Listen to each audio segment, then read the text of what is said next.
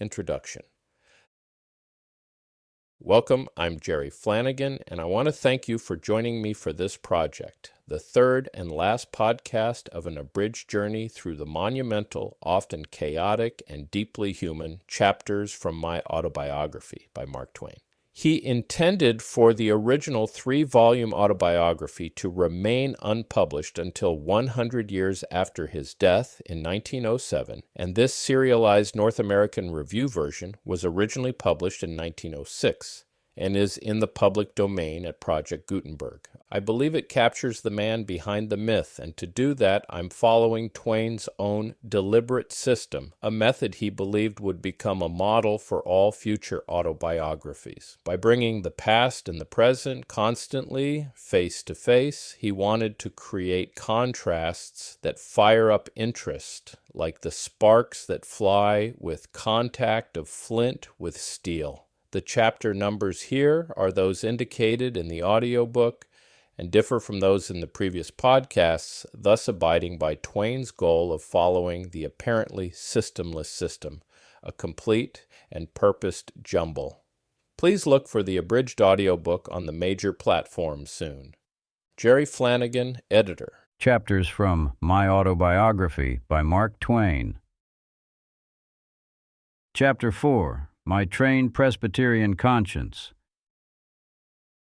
My life in Hannibal, Missouri, on the banks of the Mississippi, was a season of gold and common experiences that provided the very fiber of my later books, but it was also a place of dark shadows and sharp tragedies that tested my trained Presbyterian conscience.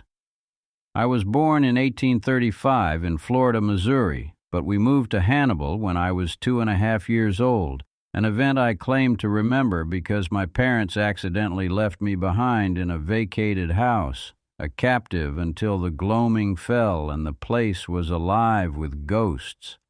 As I look back from the sunset side of 70, I realize that my youth was not all the sunny comedy of Tom Sawyer. It was a purposed jumble of horror and guilt that I viewed through a curiously conceited lens. I was raised to believe that I was a central asset in the eyes of the Almighty, and therefore every tragedy I witnessed was an invention of Providence, designed specifically to beguile me toward a better life. It sounds absurdly vain now, but at the time, it would not have surprised me if Providence had killed off the whole community just to save a property like me. Chapter 5. The Year of the Measles and the Suspense of Death. In 1845, when I was 10 years old, a measles epidemic tore through Hannibal, making a most alarming slaughter among the children. Funerals were daily occurrences, and my mother, Jane Lambton Clemens, was nearly demented with fright, taking extraordinary pains to keep me from the contagion.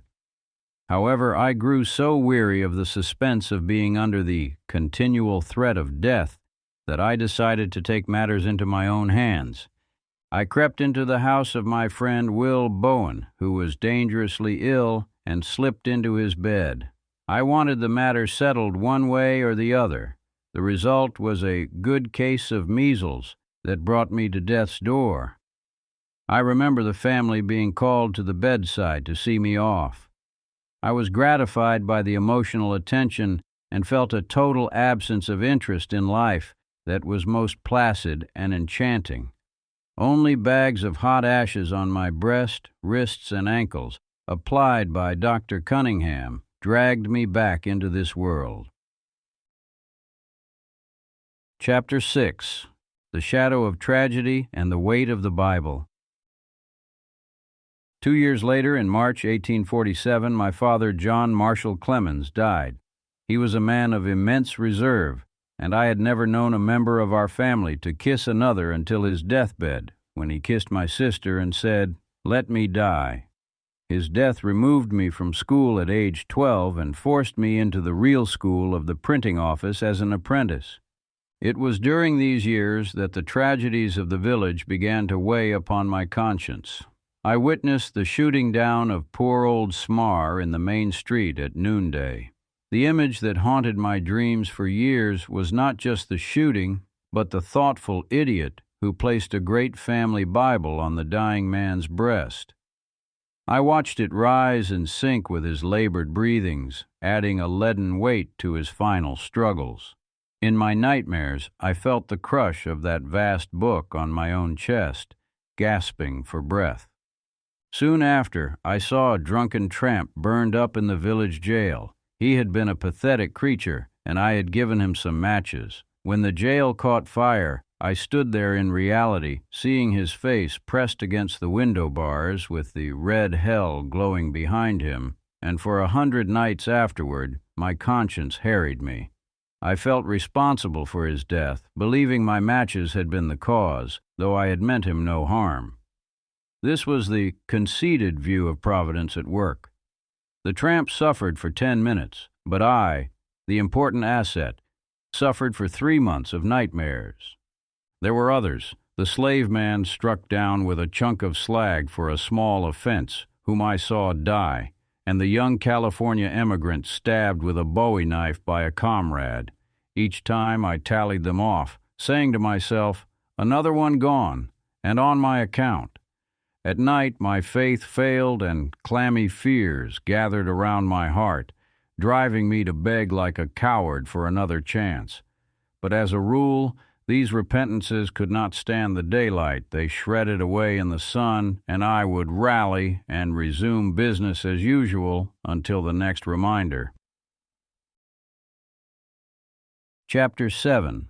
The Soul Through the Film. These experiences, the deaths I felt responsible for, the humiliations that scorched me like fire, and the deceptions I maintained for the sake of glory, formed the soul of me. My life as a printer's apprentice allowed me to pick up an education that served me as well as any school, while the tragedies of Hannibal were the flint that struck the steel of my consciousness, creating the sparks of interest that have lasted me for decades. As I dictate these chapters, I realize that a man's facts and his fictions work together to paint his real portrait.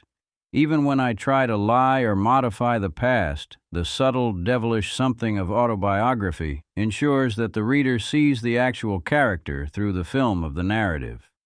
I was a boy of many shames and many terrors, always looking for a sign from Providence, and always finding one in the misfortunes of others, a mugwump in the making, and a philosopher born of common, often painful experience. Chapter 8. The Winter of 1849, Ice, Bears, and Bashfulness.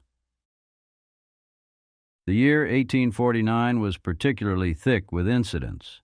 It was winter. My friend Tom Nash and I went skating at midnight on the frozen Mississippi. We were half a mile out when the ice began to break up with an ominous rumbling and grinding. We flew for the shore, springing from floating cake to floating cake in a misery of apprehension. Tom fell in and caught a succession of diseases that left him stone deaf. I arrived safely, but the memory of that night became part of my prophecy gun of experiences. Around this time, Jim Wolfe came to live with us as an apprentice in my brother Orion's office. Jim was 17, and yet he was as much as 4 times as bashful as I was. I remember a winter night when my sister gave a candy pull. Jim was too diffident to join the company, but the yowling of cats on the roof drove him to a rash act of bravery. He climbed out onto the ice-crusted roof in his yarn socks and short shirt to chase the cats. He lost his balance and slid down like a rocket, landing in 14 saucers of red-hot candy in the midst of the party.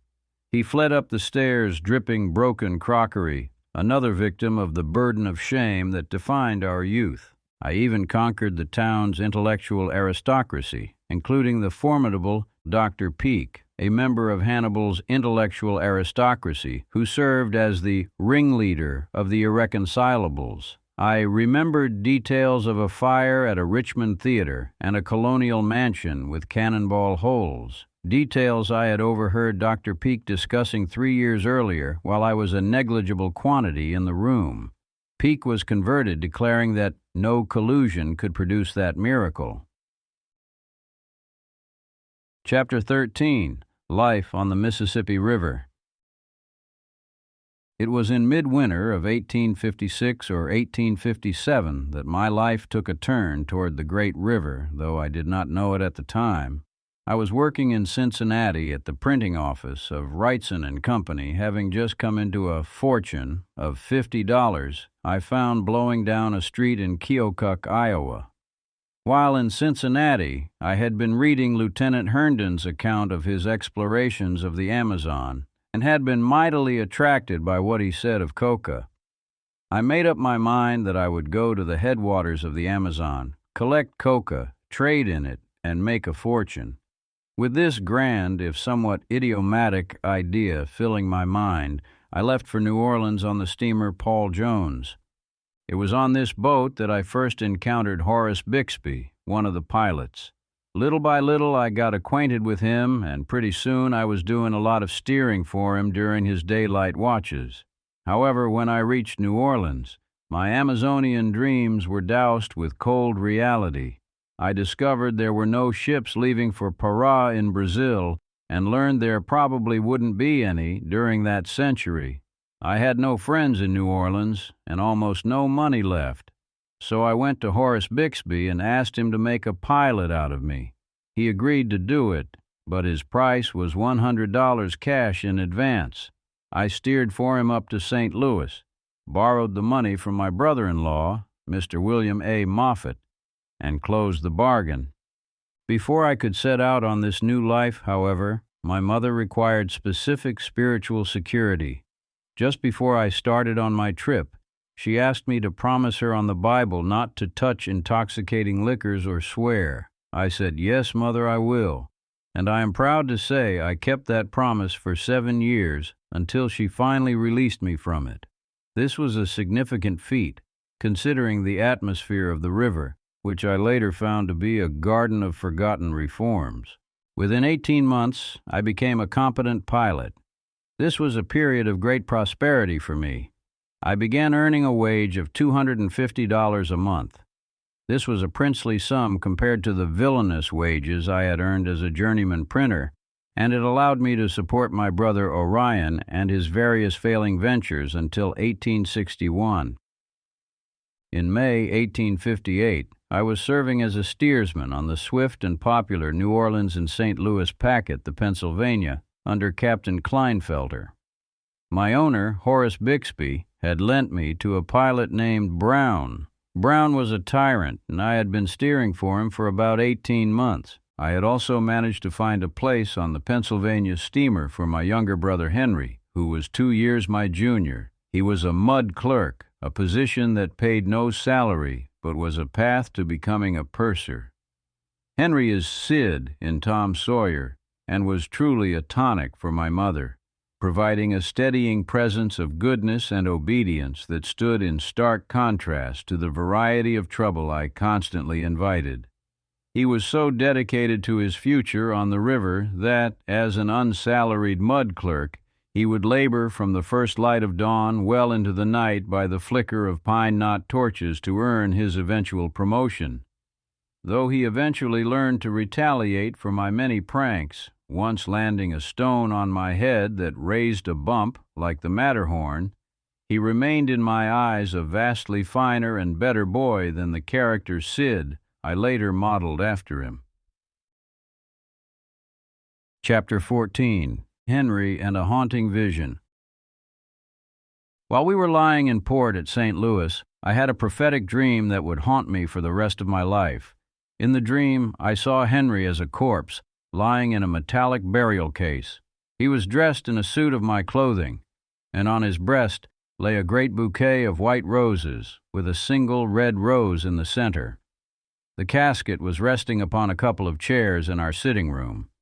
When I awoke, the vision was so vivid that I dressed and began to walk toward the door to see him, only to realize blocks later that it had been a dream. I rushed back to the house and was overwhelmed with joy to find no casket there. We then began the trip to New Orleans. On the way down, I finally had the fight with Mr. Brown that changed the course of my fate.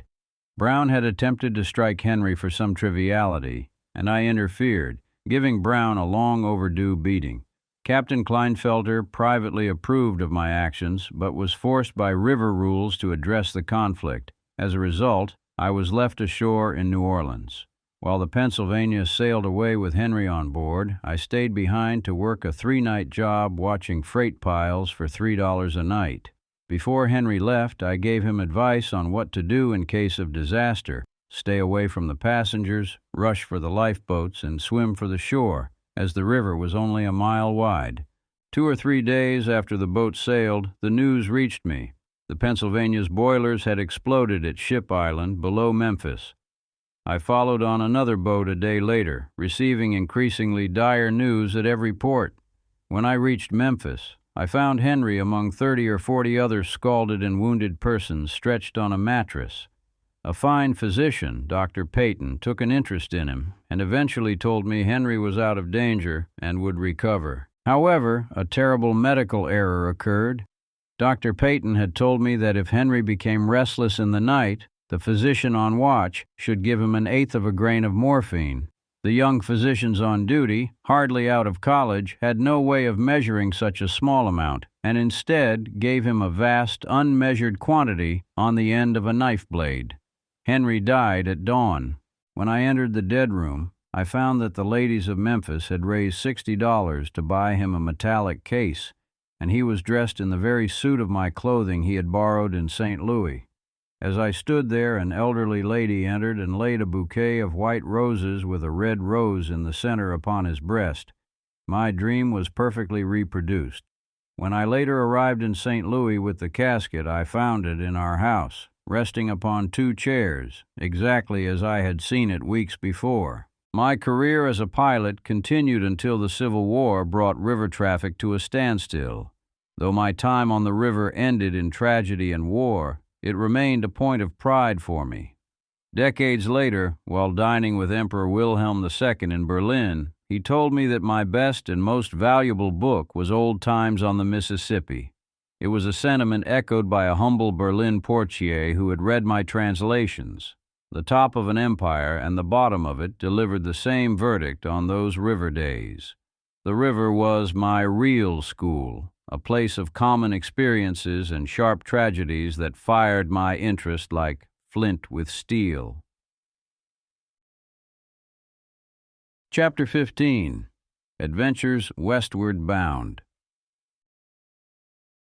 My western adventures began when the Civil War had brought all traffic on the Mississippi River to a sudden and disastrous standstill. I had been a pilot earning a princely wage of $250 a month, but with the river closed, I found myself supporting my brother Orion. Fortune seemed to smile when Orion's old friend, Edward Bates, then a member of President Lincoln's cabinet, secured him the position of Secretary of the new territory of Nevada.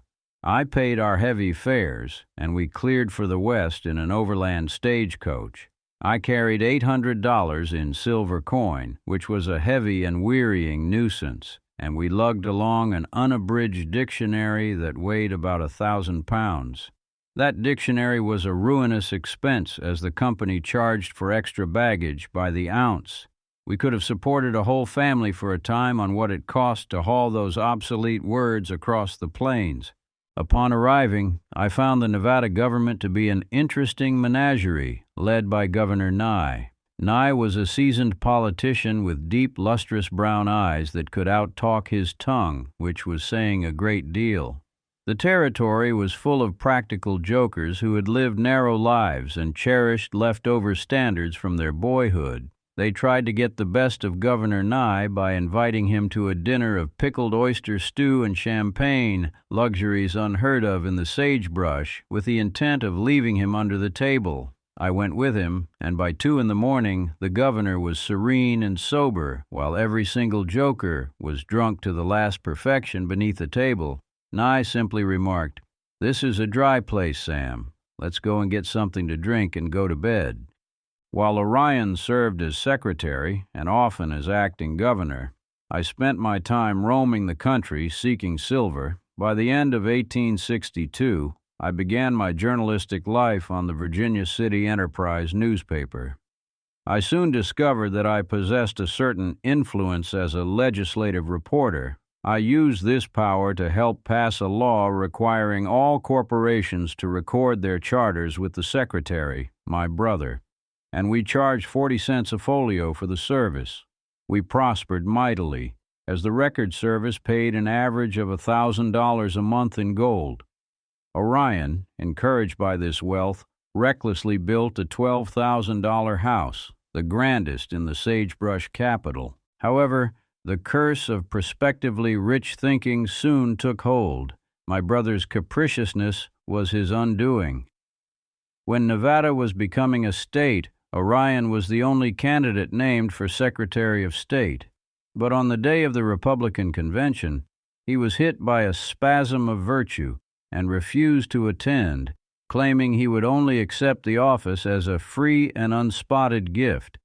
He then capped this by switching to uncompromising teetotalism, refusing to even enter a saloon to speak with his constituents. He received no votes, his rich income vanished, and he was left without an occupation.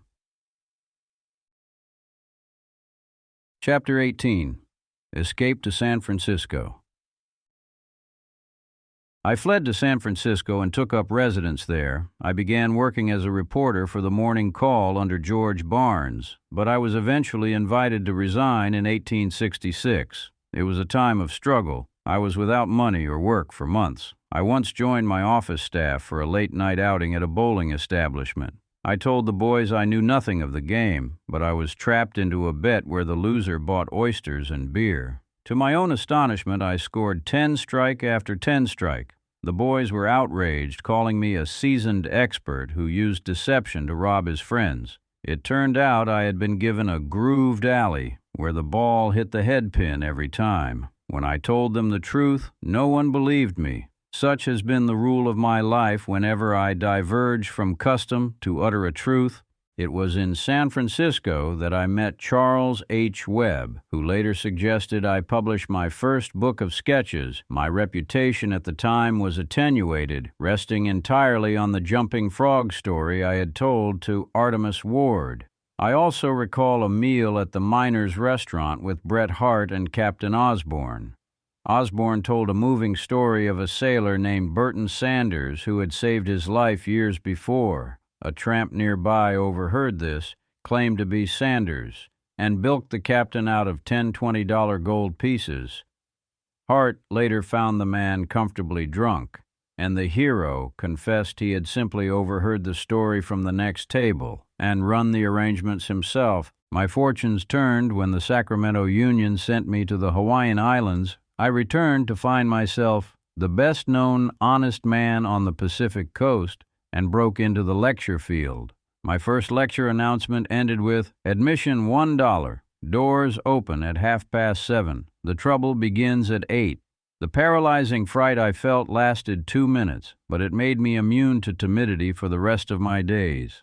I then engaged with the daily Alta California to write letters for the Quaker City Excursion. Upon my return, I found the thrifty owners of the paper had copyrighted my letters and threatened to prosecute anyone who copied them. This bankrupted my reputation in the country press. When I tried to write The Innocents Abroad, they claimed they were going to publish my letters as a book themselves. I eventually forced them to suppress their book, but they made me thank them in my preface for waiving rights, an insult that rankles even now. I wrote that book in San Francisco in just 60 days, averaging 3,000 words a day. I also recall the Hale and Norcross stock debacle. On a tip from a bold man named Mr. Camp, I bought 50 shares on a margin. The stock climbed to several $1,000s a share, and I urgently wrote to Orion for his portion of the money. He sent gold instead of a check, and the hotel clerk put it in the safe and went on vacation. By the time it was found, the stock had galloped down, eating up my margin and leaving me badly crippled. During one chapter of my wanderings, I found myself in the fading mining camp of Jackass Gulch. There I discovered the rudiments of billiards, though the circumstances were anything but ideal. The only table available was rickety and undulating, a true relic of better days, and the equipment matched its sorry state. We played with headless cues and chipped balls. Despite these challenges, or perhaps because of them, I learned the basics of the game in that unlikely setting. I saw a man named Texas Tom make a string of 7 points on that wreck of a table, a feat more superhuman than any display of skill by the world champions in New York. It was in these Western camps that I also knew Ruel Gridley, who turned a lost election bet into a $200,000 windfall for the sanitary fund by repeatedly auctioning a $10 sack of flour. These years in Nevada and San Francisco were a purposed jumble of failure and fame, providing the flint and steel that fired my career as an author. Chapter 20. Tom and Huck. I have often remarked that the last quarter of a century of my life has been devoted to the study of the human race, which is to say, the study of myself, for in my individual person I am the entire human race compacted together. My daughter Susie, who began a secret biography of me in 1885 when I was 50 years old, observed that while the public knows me as a humorist, there is much more in me that is earnest. She believed that The Prince and the Pauper was my best work because it revealed my kind, sympathetic nature, whereas many readers preferred that I keep to the old style of my more famous books. These books, The Adventures of Tom Sawyer and Adventures of Huckleberry Finn, were not merely inventions of my fancy. They were constructed from the gold of my own early life in Hannibal, Missouri. In those books I lived again through funny adventures I had experienced.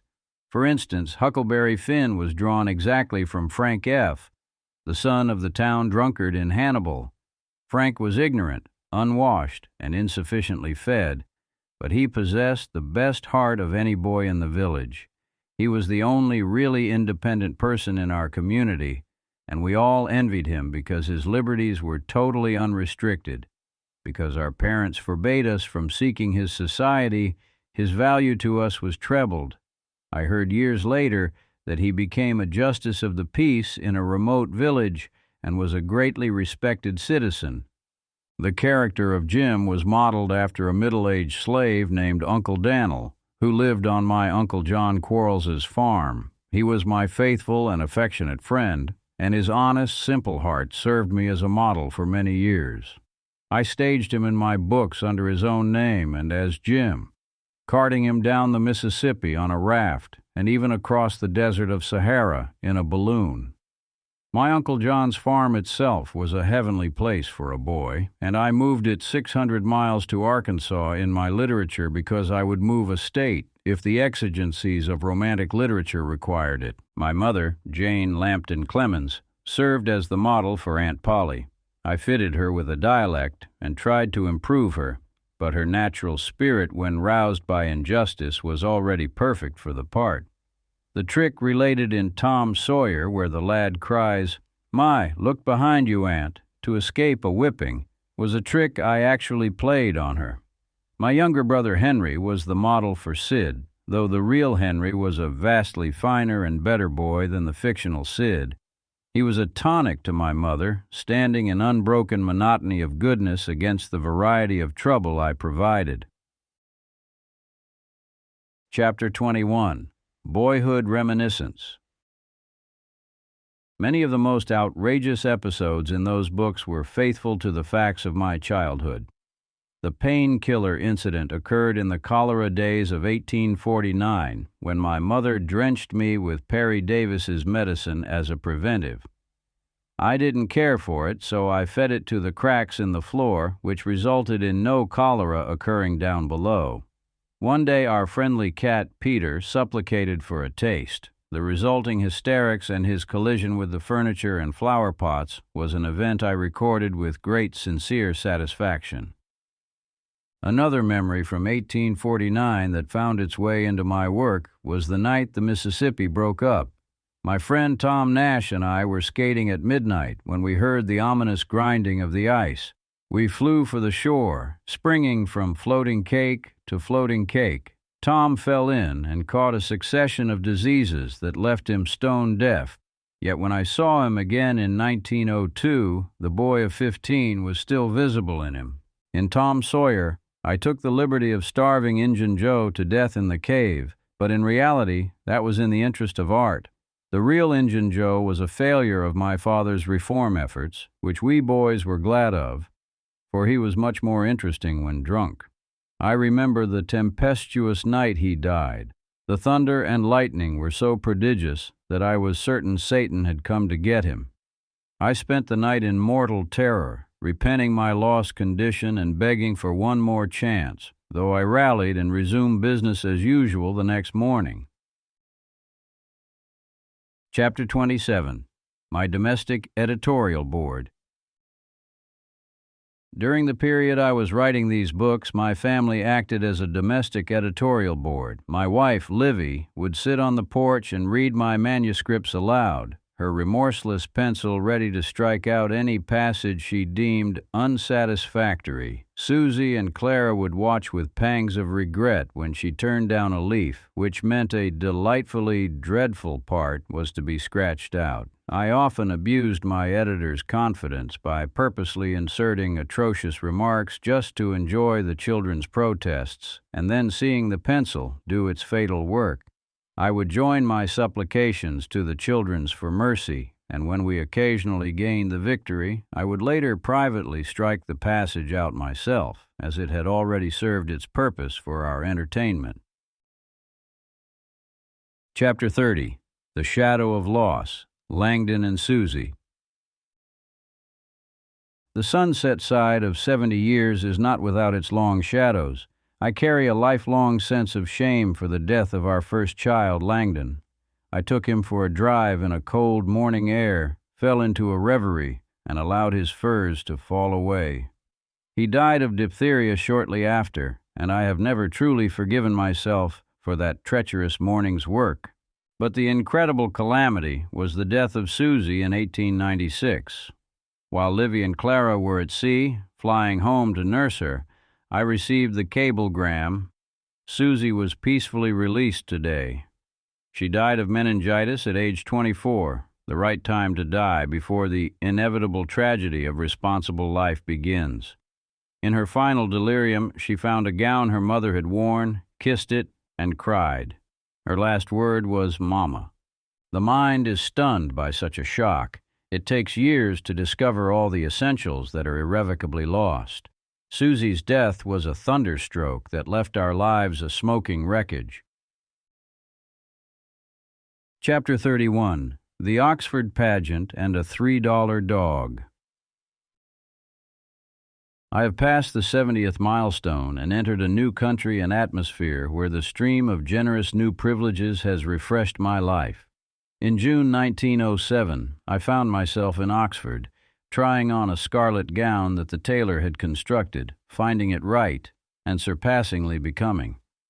The next morning, our distinguished group assembled at All Souls College and marched in double file to the Sheldonian Theatre through solid walls of the populace. Lord Curzon, the Chancellor, led us in a rich robe of black and gold, followed by Prince Arthur of Connaught, who was also to be made a D.C.L., or Doctor of Civil Law. I was coupled with Shakespearean scholar Sidney Lee, and Rudyard Kipling followed us, while General Booth of the Salvation Army was in the squadron of D.C.L.S. While waiting for the ceremonies, Sir William Ramsay led Kipling, Sir Norman Lockyer, and me to an archway of massive masonry where we could risk a fine to enjoy a smoke and talk while being photographed.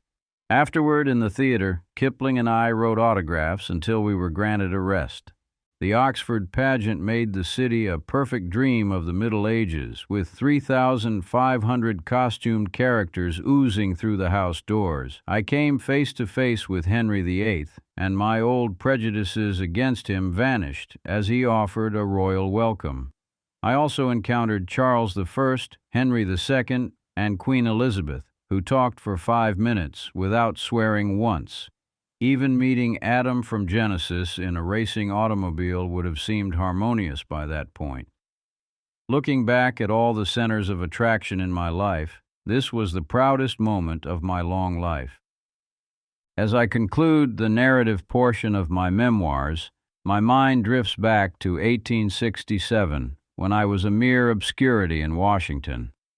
My friend William Clinton and I had invented the first newspaper syndicate with 12 obscure journals, but we found ourselves in a shortage and needed $3.